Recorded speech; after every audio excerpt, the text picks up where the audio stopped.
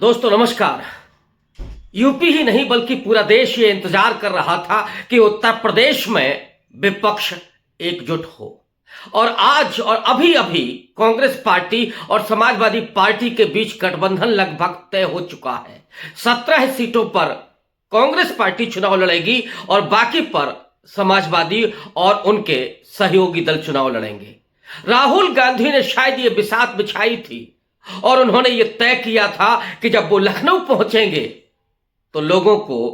खुशखबरी देंगे, अखिलेश यादव के साथ वो खड़े होंगे। इस बीच में कुछ तल्ख जबानी भी हुई। जब पल्लवी पटेल ने राहुल गांधी के साथ बनारस में यात्रा की तो थोड़ा सा अखिलेश यादव को परेशानी भी हुई, लेकिन राहुल गांधी ने हमेशा वही कोशिश की कि विपक्ष एकजुट हो। वो खड़गे जी को भी लेकर के आए और राहुल गांधी ने कभी भी ये अखिलेश यादव के सामने नहीं कहा कि कांग्रेस पार्टी को और ज्यादा सीटें चाहिए, बल्कि उनकी कोशिश थी कि कैसे नरेंद्र मोदी को इस उत्तर प्रदेश में, जो देश का सबसे बड़ा सूबा है, 80 लोकसभा की सीटें हैं, यहां पर रोका जाए और किसी तरह की कोई बदमजगी ना हो। मध्य प्रदेश में जिस तरह से कमलनाथ और अखिलेश यादव के बीच तू मैं हुई थी और ये रार बढ़ करके फिर उत्तर प्रदेश तक आ गई थी। अजय राय ने भी कुछ टिप्पणियां की थी, लेकिन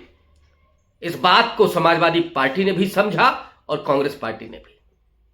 कि आपस में लड़ाई से कोई फायदा नहीं। नरेंद्र मोदी तो इसी ताक में बैठे, बल्कि कुछ लोग तो यहां तक कह रहे थे कि मोदी और अमित शाह का दबाव है समाजवादी पार्टी पर, अखिलेश यादव पर, कि वो अकेले चुनाव लड़ें। इस बीच में स्वामी प्रसाद मौर्य पार्टी छोड़ करके चले गए। पल्लवी पटेल ने भी नाराजगी जाहिर की थी। जयंत चौधरी पहले ही समाजवादी पार्टी को अलविदा कह करके बीजेपी के साथ चले गए। पश्चिमी उत्तर प्रदेश की 10 सीटें जो जाट बहुल सीटें हैं, जाटों का जहां पर प्रभाव है, वो माना जा रहा है कि अब जयंत चौधरी के वजह से बीजेपी को फायदा हो सकता है। हालांकि उसमें भी अभी पेंच है और उस पर मैं किसी और वीडियो में बात करूंगा कि जो पश्चिमी उत्तर प्रदेश का सामाजिक समीकरण है, जो 36 बरादरियां हैं, वो अक्सर 35 बनाम 1 होती हैं, यानी जाटों के अगेंस्ट वोट करती हैं।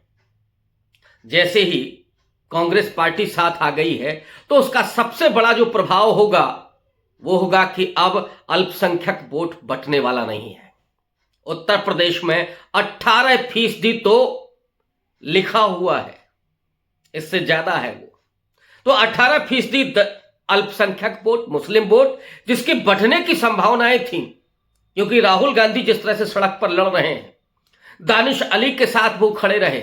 या मुसलमानों की जब लिंचिंग हुई तब भी वो बात कर रहे थे। तो हर मुद्दे पर जब राहुल गांधी सड़क पर लड़ाई लड़ रहे हो, एक दर्द का रिश्ता उनका बना अल्पसंख्यकों के साथ, जिस तरह से समाज में और उत्तर प्रदेश जैसी जगह पर जहां लव जिहाद के नाम पर टॉर्चर किया जा रहा था, जहां बुलडोजर कल्चर पूरा डेवलप हुआ, जहां डराया जा रहा था, तो दूसरी तरफ राहुल गांधी थे जिन्हें ईडी के जरिए प्रताड़ित किया जा रहा था। उनकी लोकसभा की मेंबरशिप भी चली गई, घर छीन लिया गया। तो एक दर्द का रिश्ता बना अल्पसंख्यक और राहुल गांधी के बीच, और इस वजह से अल्पसंख्यक तबका कांग्रेस पार्टी की तरफ ज्यादा उम्मीदों से देख रहा था। अखिलेश यादव वो विश्वास नहीं पैदा कर पाए, लेकिन जब कांग्रेस पार्टी और अखिलेश यादव एक साथ आ गए हैं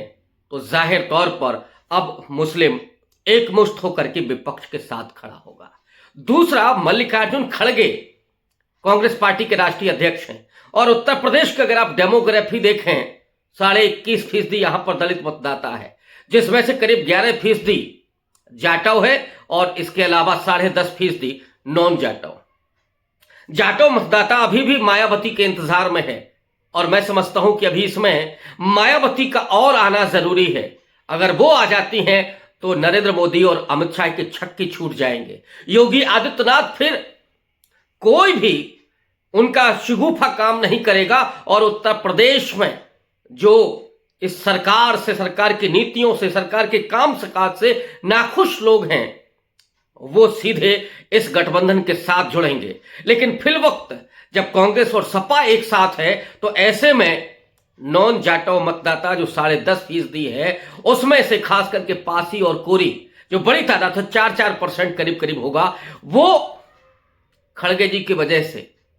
और इसके अलावा भी जो और 60 जातियां हैं वो भी कहीं ना कहीं, और अगर ऐलान हो जाता है कि खड़गे जी को प्रधानमंत्री बनाया जाएगा, तब तो जाटव भी खड़ा है और वो उस हद तक जाकर के कांग्रेस पार्टी को वोट करने के लिए तैयार है कि बहन जी अगर नहीं आती हैं और खड़गे साहब अगर पीएम कैंडिडेट होते हैं तो फिर वो शिफ्ट करेगा कांग्रेस पार्टी की तरफ। अखिलेश यादव ने कुछ गलतियां जरूर की हैं, लेकिन इस समय वो बराबर ये संकेत दे रहे हैं कि वो दलितों के साथ खड़े होंगे। थोड़ा और उनको मेहनत करनी होगी, दलितों के बीच उनको जाना होगा, उनके घर भी उन्हें चाय पानी करनी होगी, जिस तरह का काम नरेंद्र मोदी और अमित शाह करते हैं। राजनीति में बहुत कुछ चीजें दिखाने के लिए भी करनी पड़ती हैं। अखिलेश यादव को यह काम जरूर करना पड़ेगा, क्योंकि उनके साथ कुछ ऐसी चीजें जुड़ी हुई हैं, चाहे जिलों के नाम बदलने का मामला हो या प्रमोशन में आरक्षण को खत्म करने का मामला हो, कुछ चीजें जरूर हैं। लेकिन अब जब कांग्रेस पार्टी साथ आ रही है तो लोग उस चीज को भी भुला देंगे और अखिलेश यादव के साथ जहां सपा का कैंडिडेट होगा वहां वो खड़े होंगे। उसी तरह से जो राहुल गांधी हैं, राहुल गांधी ने इस समय ओबीसी के मुद्दे को जिस तरह से उठाया है, कास्ट सेंसस के इशू को, कि जब तक जाति जनगणना नहीं होती तब तक वो खामोश नहीं बैठेंगे, और जैसे ही वो केंद्र में आएंगे जाति जनगणना कराएंगे, क्योंकि ओबीसी के नाम से नरेंद्र मोदी ने लोगों को ठगा है। ओबीसी के लोगों की हकदारी कितनी है, चाहे वो सचिव स्तर के अधिकारी हों या उद्योग धंधों में, मीडिया में,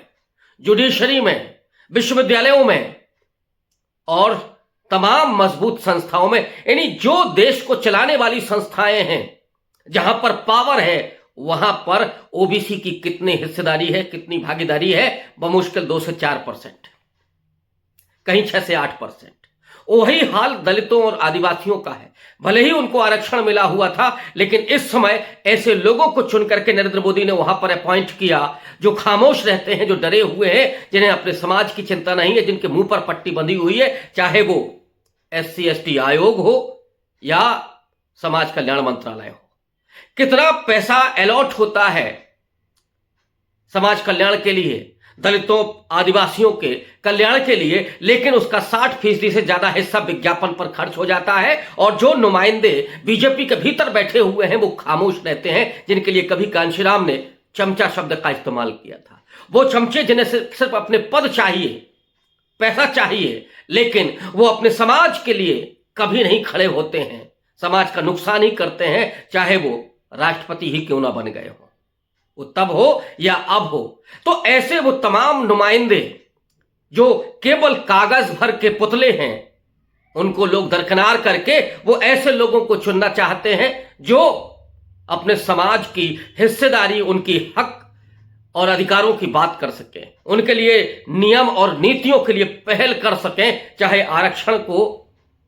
डाइल्यूट करने का मामला हो तब वो खड़े हों, चाहे नौकरियां जा रही हो उस समय वो खड़े हो। तो बेरोजगारी के सवाल पर, कास्ट सेंसस के सवाल पर, किसानों के मुद्दे पर राहुल गांधी जिस तरह से इस समय तेवर में हैं, प्रतापगढ़ में जो उन्होंने कहा कि तुम सोए हुए लोग हो, तुम्हें लड़ना होगा, ये जो बात राहुल गांधी लगातार कर रहे हैं, दलितों के उत्पीड़न के खिलाफ हाथरस में वो खड़े थे, उनके सम्मान और स्वाभिमान को जिस तरह से छलनी किया जा रहा है, महोबा में एक दलित दूल्हे को घोड़े से उतार दिया जाता है, वहां प्रियंका गांधी पहुंचती हैं। तो ये जो एस्पिरेशन जिस तरह से खत्म किया गया, दलित आदिवासी का बच्चा क्या अब वो DM SP collector engineer doctor बनने का सपना नहीं देख सकता? मोदी ने खत्म कर दिया और 5 किलो राशन के केवल लाइन में खड़ा कर दिया, उसके स्वाभिमान को छीन लिया। राहुल गांधी उसी चेतना की बात कर रहे हैं, उस अधिकार की बात कर रहे हैं, और अखिलेश यादव के साथ जो उनकी कॉम्बिनेशन होगा, जो उनका साथ होगा, वो उत्तर प्रदेश में जो हिंदुत्व की राजनीति है, मंदिर की राजनीति है, उसको काउंटर करेगा, क्योंकि भारतीय जनता पार्टी ने, RSS ने, विश्व हिंदू परिषद ने उन पिछड़े, अति पिछड़ों को खास करके उन्हें केवल कुछ नुमाइंदे दिए, थोड़ा सा ऐसा प्रतिनिधित्व दिया जिसमें समाज की कोई भागीदारी नहीं, समाज की कोई चिंता नहीं, और उनसे छीन लिए उनके अपने सपने। उस समाज को जिस तरह से सम्मान मिलना चाहिए था, उसको हकदारी मिलनी चाहिए थी, वो उसका छीन लिया। तो वो अति पिछड़ा समाज जो बीजेपी की तरफ गया था, अब वो बेरोजगारी की मार से, महंगाई की मार से और अपमान रोज होते हुए वो देख करके अब वो कांग्रेस पार्टी और समाजवादी पार्टी के इस गठबंधन के साथ जाएगा, और ये बड़ा फायदा होगा इंडिया अलायंस को। उत्तर प्रदेश में सबसे ज्यादा जहां इंडिया अलायंस की जरूरत महसूस हो रही थी, वो उत्तर प्रदेश अब एक मजबूत खड़ा होकर के वो बीजेपी को चुनौती देगा, और आने वाले वक्त में संभव है कि मायावती भी इसके साथ जुड़े। बहुत शुक्रिया, धन्यवाद।